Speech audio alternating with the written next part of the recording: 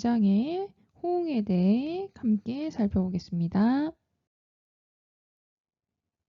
자, 피동 표현입니다. 피동 표현은 능동 표현과 비교를 해서 살펴볼 겁니다. 자, 먼저 능동 표현 또는 능동문이란 주어가 스스로의 힘이나 의지로 어떤 동작을 하는 것을 말합니다. 자, 이에 대응되는 것으로 피동 표현이란 주어가 다른 주체에 의해서 어떤 동작을 당하게 되는 것을 표현합니다. 그래서 능동의 반대말은 피동, 다시 피동의 반대말은 능동이라는 것 알아두시고요. 피동은 주어가 다른 주체에 의해서 어떤 동작을 당하는 것이다. 자, 그러면 피동 표현을 만드는 방법을 보겠습니다. 총 3가지가 있는데요. 자, 첫 번째 단형 피동, 두 번째 장형 피동, 세 번째 명사 더하기 되다를 활용하는 방법이 있습니다. 첫 번째 단형 피동입니다. 단형 피동은 어간, 그러니까 용언의 어간에 피동 전미사 이히리기를 붙이는 방법입니다. 자, 예문을 보면 경찰이 도둑을 잡다에서 자, 주어인 경찰은 경찰에게 부사어로 바뀌고 목적어인 도둑을은 주어인 도둑이가 되고 그 다음에 이제 서술어에 잡다, 어간 잡에 히를 붙여서 피동 표현을 만드는 것을 알 수 있습니다. 두 번째 장형 피동입니다. 그러니까 단형은 짧다, 장형은 좀 길다라는 뜻인데요. 어간에 어지다 또는 개 되다 등을 붙이는 방법입니다. 자, 예문을 보겠습니다. 서운한 마음이 원래 이제 원형은 풀다였는데요. 풀 어지다 해서 어지다를 붙이거나 두 번째 사건의 진실이 드러나게 되다. 원래는 드러나다였지요. 그것을 이제 개 되다를 붙여서 표이동으로 만들었습니다. 세 번째 명사에 되다를 붙이는 것입니다. 자, 그래서 문장을 보면 누구누구는 회장으로 선출. 다음 피동문 만들기입니다. 어머니가 아기를 없다라는 문장이 있습니다. 피동문으로 만들어 보겠습니다. 자, 어머니가는 어머니에게 부사어로 바뀌었고요. 그리고 아기를은 목적어에서 아기가라는 주어가 되었습니다. 자, 그리고 없다는 히가 추가되었죠. 단형 피동이고요. 없다가 업히다가 되어서 피동문이 됨을 알 수 있습니다.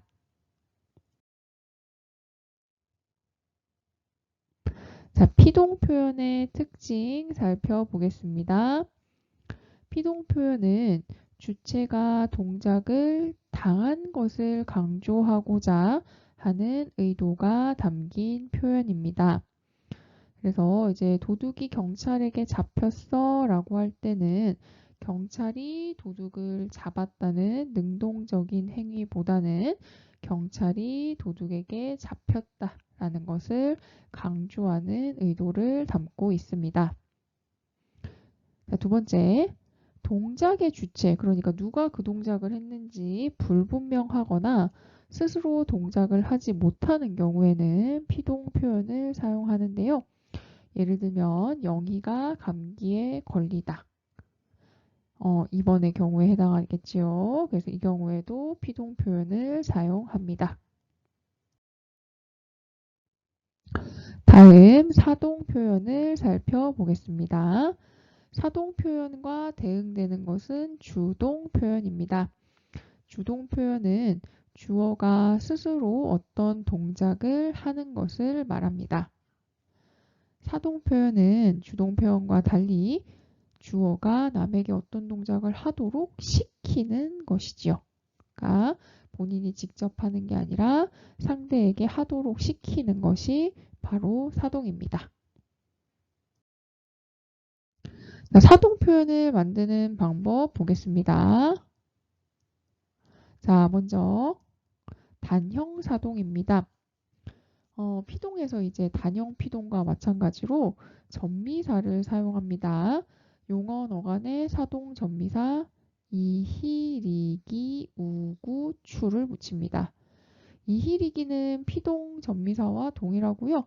우구 추는 사동에만 사용되는 전미사입니다. 예문을 보면 엄마가 아기에게 옷을 입혔다라는 사동문에서 희는 입다를 사동으로 만드는 사동 전미사로 볼 수 있습니다. 두 번째, 장형 사동입니다. 장형 사동은 어간에 개하다를 붙이는 겁니다. 그래서 예문을 보면 영희는 동생을 웃게 했다 해서 자, 이제 동생이 웃는 행동을 했어요. 그 행동을 이제 만든 사람이 영희이죠. 그래서 개하다를 붙여서 사동을 표현하였습니다. 자, 세 번째, 명사에 시키다를 붙이는 경우가 있습니다. 그래서 이제 강아지가 산책을 나가는데요. 또 어떤 누군가에 의해서 산책을 하도록 만든 것이죠. 그래서 강아지를 산책시키다 해서 산책이라는 명사 뒤에 시키다를 붙여서 사동을 표현하였습니다. 자, 그러면 이제 사동문을 같이 한번 만들어 보겠습니다.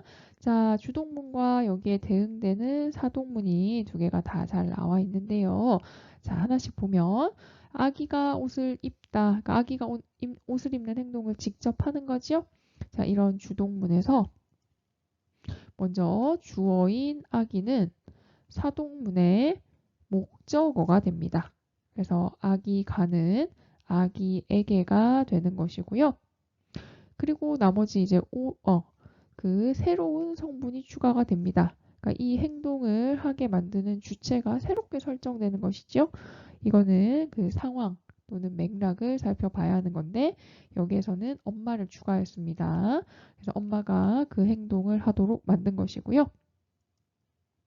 자, 옷을은 그대로 목적으로 내려오고 입다 같은 경우에는 이제 단형 사동으로 만들 경우에는 사동 전미사인 히를 넣어서 입히다로 만들면 됩니다. 그래서 아기가 옷을 입다에 대응하는 사동문은 엄마가 아기에게 옷을 입히다입니다. 자, 이 행동을 시키는 주체가 새롭게 설정된다는 사실 잊지 마십시오. 자, 사동 표현의 특징입니다. 사동 표현은 행동을 시키는 사람에게 초점을 두고 시키는 행동을 강조하려는 의도가 담깁니다. 그래서 누나가 종이배를 띄우다와 종이배가 물에 뜨다 중 시키는 행동이 강조되는 것은 첫 번째, 누나가 종이배를 띄우다이지요. 자, 두 번째입니다. 사동 표현은 크게 두 가지. 직접 사동, 주어가 사건 행위에 참여하는 사동과 간접 사동, 주어가 말로 시키기만 하고 그 행위에는 참여하지 않는 사동으로 나누어집니다. 자, 마지막으로 형태가 같은 피동사와 사동사를 보겠습니다. 앞서 살펴보았듯 이희리기는 피동전미사로도 또는 사동전미사로도 사용할 수 있기 때문에 이제 맥락에 따라서 이것이 피동인지 사동인지를 잘 살펴보아야 되는데요. 먼저 보이다입니다. 보다에 전미사 이가 들어갔습니다. 첫 번째 문장 멀리 하늘이 보였다는 이제 장형으로 바꿔볼게요. 멀리 하늘이 보여졌다라는 뜻이지요. 그래서 피동사라고 할 수 있습니다. 다음, 그는 나에게 영화를 보였다는 그는 나에게 영화를 보게 했다라는 뜻입니다. 따라서 이 경우에는 사동사입니다. 두 번째, 업히다입니다. 아기가 아빠에게 업혔다는 아기가 아빠에게 업어졌다. 그 행동을 당했다라는 뜻이므로 피동사이고요. 내가 아기를 동생에게 업혔다는 그 업도록 만든 것, 바로 시킨 것이지요. 그래서 사동사라고 할 수 있습니다. 정리합니다. 피동 표현은 주어가 다른 주체에 의해서 어떤 동작을 당하게 한 것을 표현합니다. 사동 표현은 주어가 남에게 어떤 동작을 하도록 시키는 것을 표현합니다. 지금까지 문장의 호응에 대해 함께 알아보았습니다. 감사합니다.